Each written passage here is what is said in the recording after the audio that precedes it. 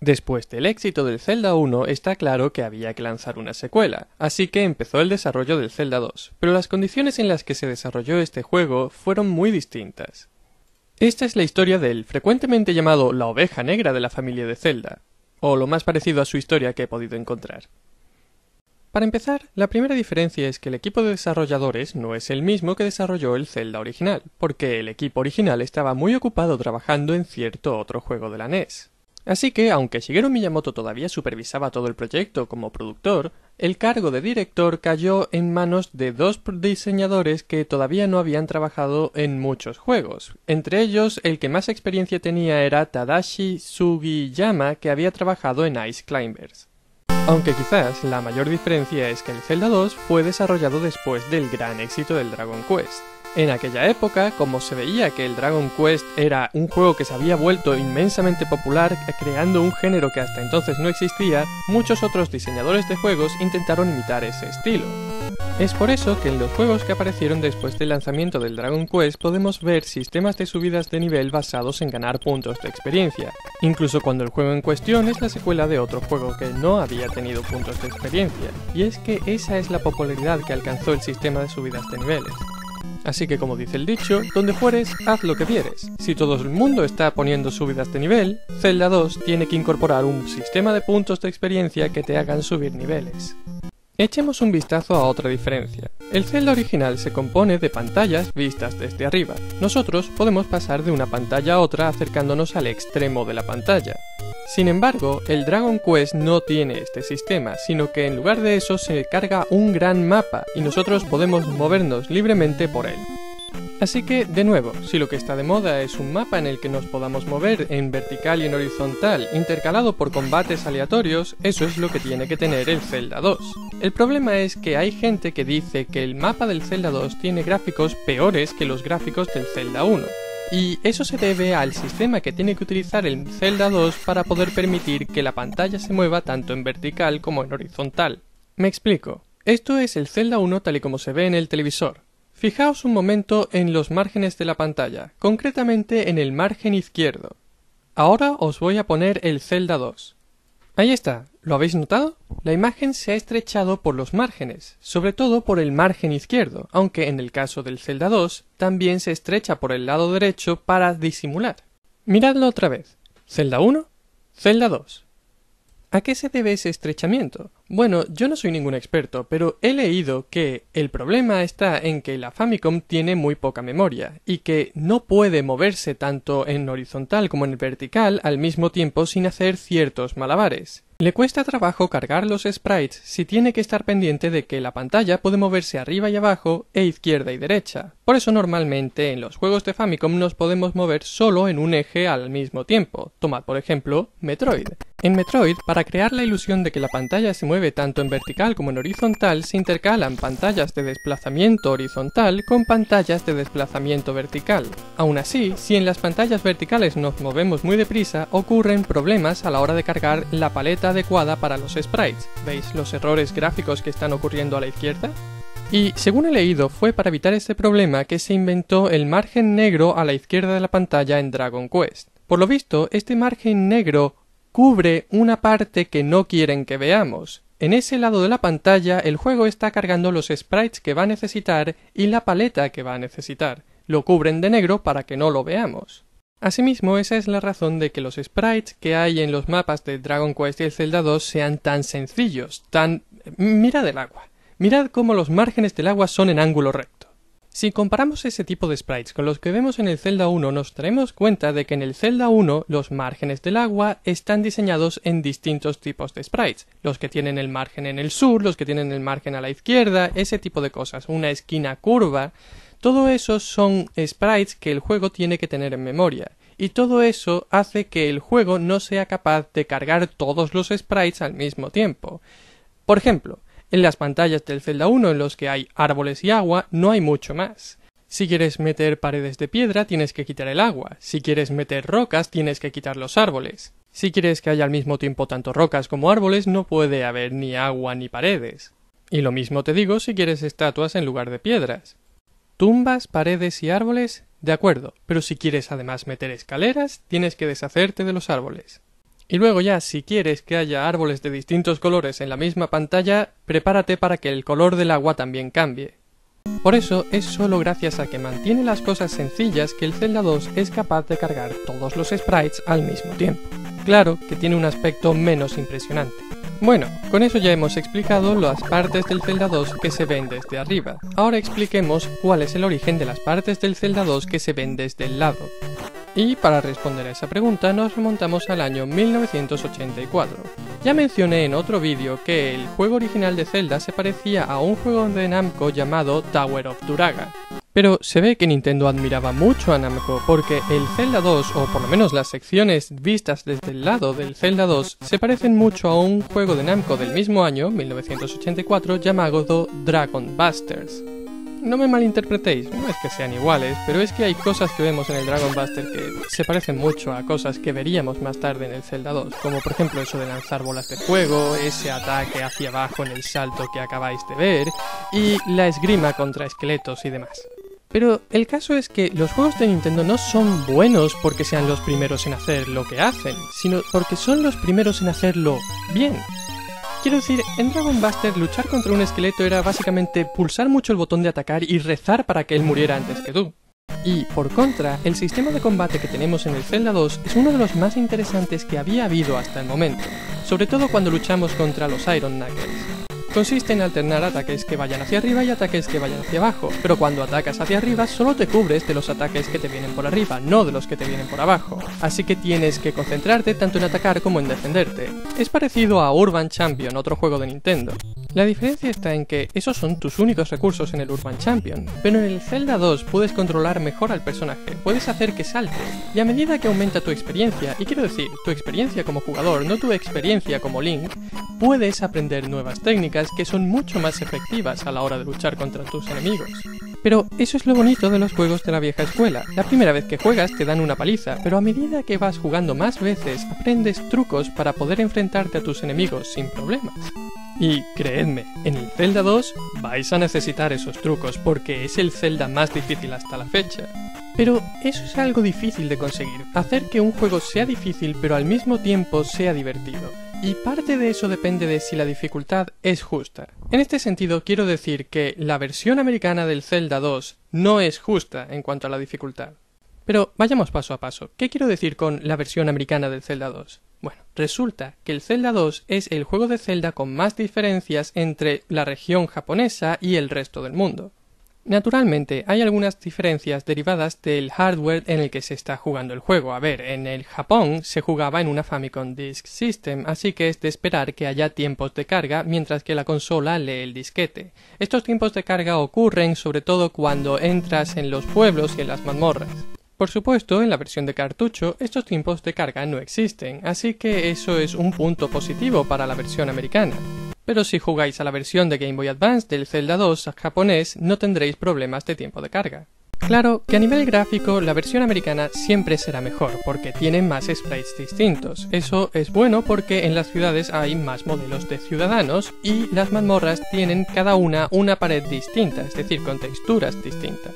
Y no solo es por la textura de las paredes, todas las mazmorras son distintas en la versión americana, por lo menos en el color, mientras que en la versión japonesa solo puedes elegir entre mazmorras grises y mazmorras azules.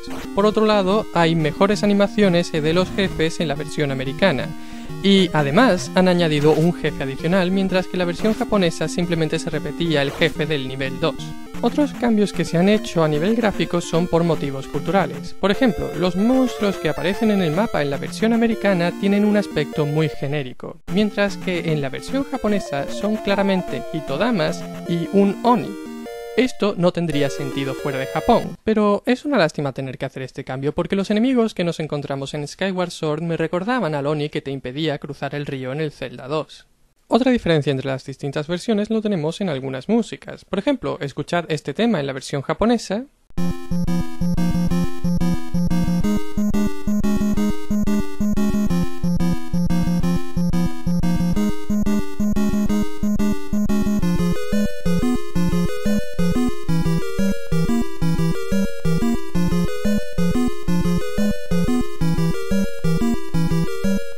Y el tema que lo sustituye en la versión americana.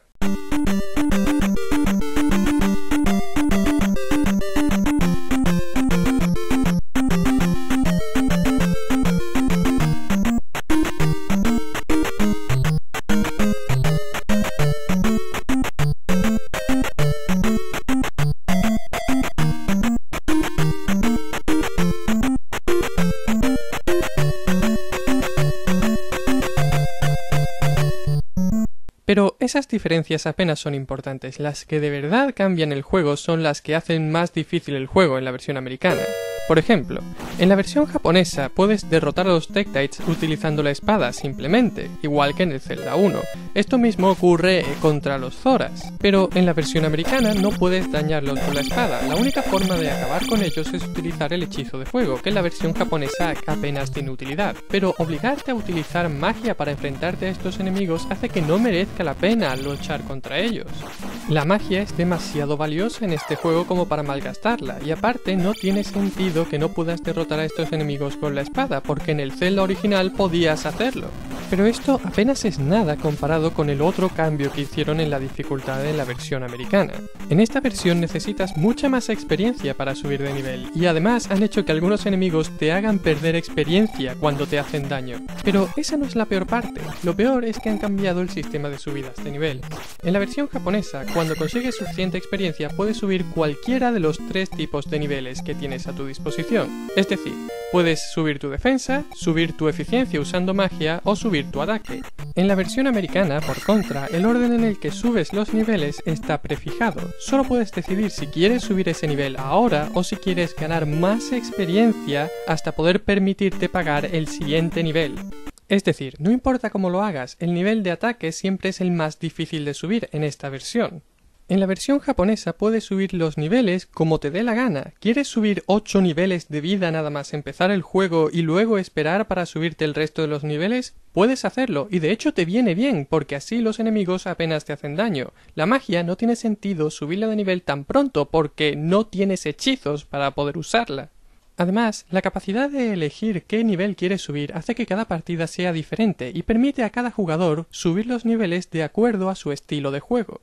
De hecho, esta diferencia me parece lo suficientemente importante como para recomendar la versión japonesa del juego por encima de la versión americana, incluso si necesitáis una guía de textos para poder entender qué es lo que os dice la gente.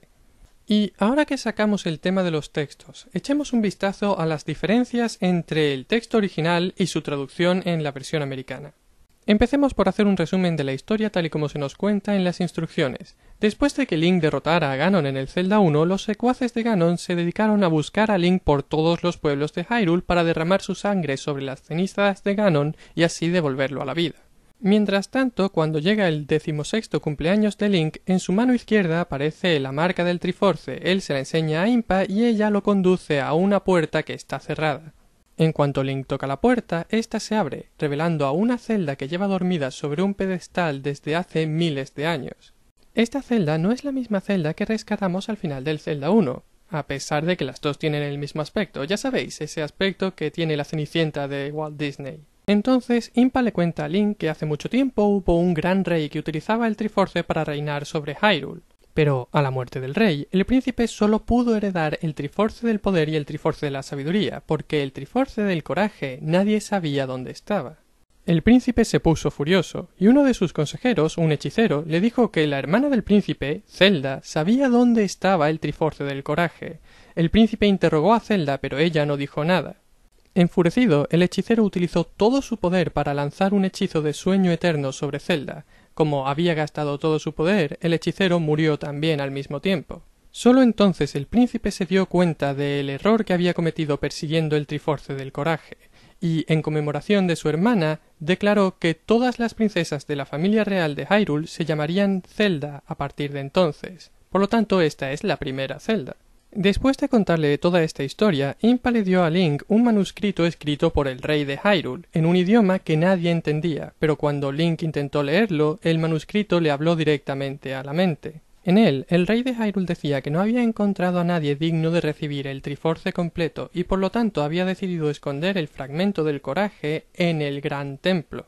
Además decía que había lanzado un hechizo sobre Hyrule y que cuando la persona digna de recibir el Triforce del coraje naciera, en su 16º cumpleaños aparecería sobre su mano la marca del Triforce. El gran templo estaba protegido por una barrera mágica, y la única forma de atravesarla era llevar 6 cristales a 6 estatuas protegidas por 6 dioses en los otros 6 templos.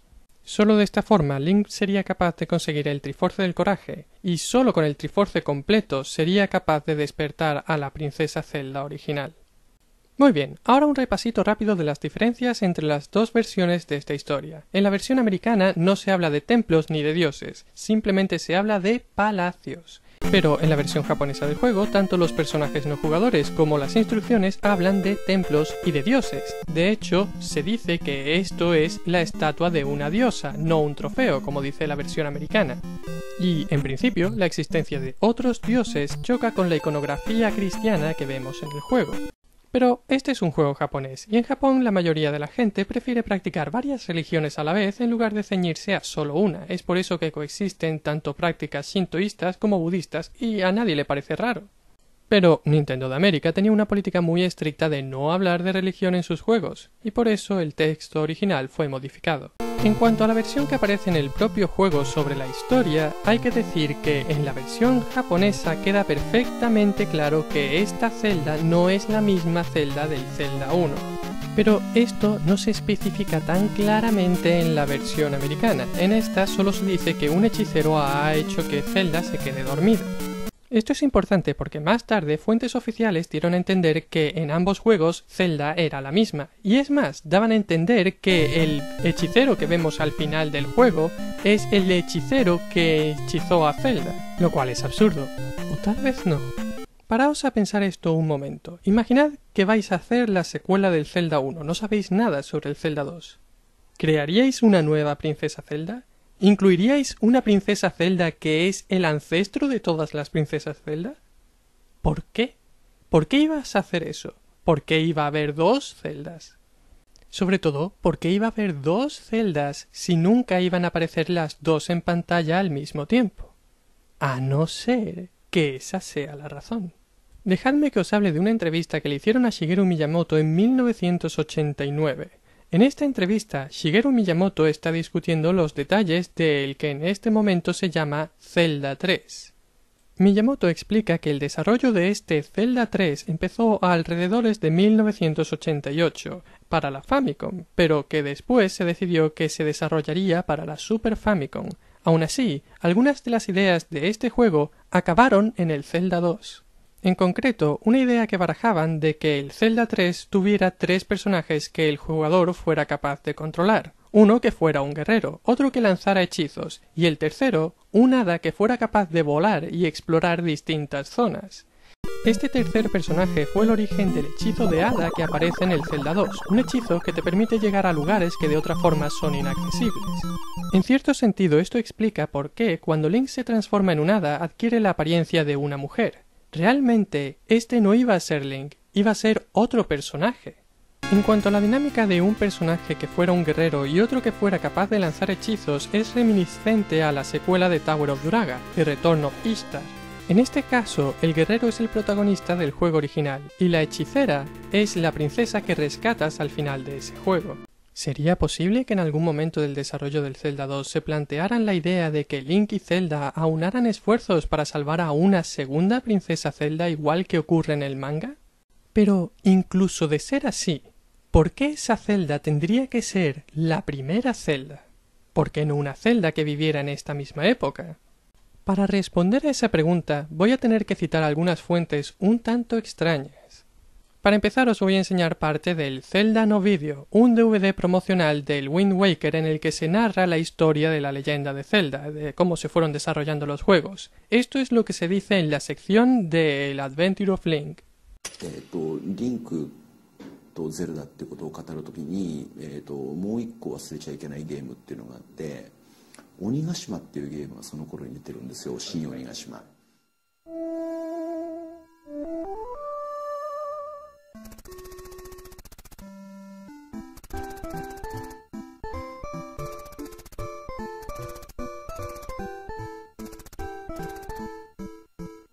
なんでリンクって作ったんですかっていう話を俺聞いたことあるんですね。ゼルダの伝説2じゃなくって 2D になってリンクの冒険だったじゃないですか。なんでああいうゲームになったんですかっていう話を聞いた時に、ゼルダの伝説ではディスクシステムって、セーブができて長い物語のゲームができますよということで物語に結構シフトしたゲームを、作ろうと。けど今までの人たちアクションゲームやり慣れてるからアクションの要素も入れてさという感じで物語とアクションを半々にするのをディスクシステム第一弾にしたらしいんですよ。でそれからディスクシステムがどんどん普及していくと、当時ディスクライターっていうのがあって、どんどん書き換えていこうよというのがありましたよね。でその簡単に書き換えられる環境がそのゼルダによって広まったならば、ゲームって実は文庫本のように手軽に読まれてもええんじゃないかということで、読み物として読みヶ島を作ったんですよ。でけどそうやって読んでばっかりいると、昔ながらの反射神経使うゲームって懐かしいよねっていう気持ちにきっとなるだろうという仮説のもとに、リンクはむしろ時代を戻すという意味合いで作ったっていうんですよ。でゲームって1本作るのでさえ大変なのに、その3つっていうのを同時に世の中の動きっていうものを狙って作るなんていうのは、まあ普通の人ができることじゃないよななんて思って、感心したことっていうのがありますね。¿Pero de qué está hablando este tío? A ver, paso a paso. Primero dice que los juegos en los que puedes grabar de la Disk System son como un libro. Vale, eso tiene sentido. De hecho, Zelda recibe su nombre de la escritora Zelda Fitzgerald porque se quería vincular el juego original con los libros. Vale, hasta ahí de acuerdo. Y luego dice que un juego que es como un libro es como viajar atrás en el tiempo y que pensando en eso se creó a Link con la idea de que viajaría atrás en el tiempo. Ahondemos un poco más en este asunto. Este es uno de los 2 tomos de la guía de pistas oficial de la Link to the Past publicada por Nintendo y Ape. En ella se recoge una serie de entrevistas con los diseñadores de la Link to the Past. En ellas, entre otras cosas, Shigeru Miyamoto menciona que en un momento dado se plantearon la idea de que en el juego original se utilizara el Zapper, pero que decidieron no hacerlo porque no todo el mundo tenía un Zapper. Y acto seguido dice: hoy en día los juegos de fantasía con espadas y magia son bastante comunes, pero cuando empezamos no había un mercado para eso, así que de ahí es de donde venía el atractivo del juego. Pero ahora que estamos haciendo una serie no tenemos más remedio que usar espadas y magia, pero mientras más lo hacemos, más nos vemos forzados a regañadientes a ir en una dirección diferente a la que aspirábamos. Creo que no hay más desafío en espadas y magia. Es decir, ¿está diciendo que originalmente no pretendían hacer una serie entera inspirada en espadas y magia? Entonces, ¿en qué iba a estar inspirada la serie? La siguiente pieza del puzzle llegó hace relativamente poco en una entrevista que le hicieron a Miyamoto en 2012. En ella, cuando le preguntan cuál es el origen del nombre de Link, Miyamoto responde: esta es una anécdota poco conocida, pero cuando empezamos a diseñar The Legend of Zelda imaginamos que en realidad los fragmentos del Triforce serían chips. Se suponía que el juego ocurriría en el pasado y en el futuro. Como el héroe era el enlace entre ambos, se le llamó Link, que significa enlace en inglés. Pero al final, Link nunca fue al futuro, y el juego se quedó en una fantasía heroica. Incluso podría decirse que no ha habido nada futurista. Vaya, vaya. Una cosa rara en una entrevista, vale. En 2 entrevistas, de acuerdo. En 3 entrevistas, vale, aquí hay algo. Y, por si hiciera falta más confirmación, aquí tenemos el libro Hyrule Historia. Y entre sus páginas podemos encontrar bocetos del desarrollo de la Link to the Past, y entre ellos podemos ver una imagen de un diseño de Zelda vestida de forma futurista. Es más, hay quien ha dicho que la nariz y las orejas de esta Zelda se parecen a las de un zorro. Perdón, ¿por dónde iba? Ah, sí. El concepto de los viajes en el tiempo supuestamente se planteó en las primeras fases del desarrollo del primer juego, así que eso no tiene nada que ver con el resto, ¿verdad? Y sin embargo, cuando estaban desarrollando el primer juego ya sabían que iban a hacer una secuela, porque el propio juego te anuncia que esto es solo el final del Zelda 1. Y como hemos visto, el Zelda 2 cogió conceptos prestados del Zelda 3. Así que el Zelda 3 también debió empezar a desarrollarse o planearse mientras se estaba desarrollando el Zelda 2. Y a todo esto resulta difícil dejar de preguntarse qué es lo que pinta una Zelda que viene del pasado en el Zelda 2. No aporta nada al argumento, podríamos haberla intercambiado por la Zelda normal y corriente, de hecho la versión americana lo hizo sin problemas. Y después de todo lo que hemos visto es tan descabellado pensar que la Zelda primogenia que se nos presenta en el Zelda 2 es lo que queda del concepto original de la trilogía, una trilogía que habría empezado con Link consiguiendo 2 fragmentos del Triforce y rescatando a Zelda. Habría seguido con Link consiguiendo el tercer fragmento del Triforce y despertando a la Zelda original, la Zelda que viene del pasado, incluso puede que viajando al pasado, y habría terminado con un tercer juego en el que Link descubre la verdadera naturaleza del Triforce y es enviado al futuro, donde habría encontrado a la última Zelda. Sí, tal vez sea un poco descabellado, pero tampoco tanto.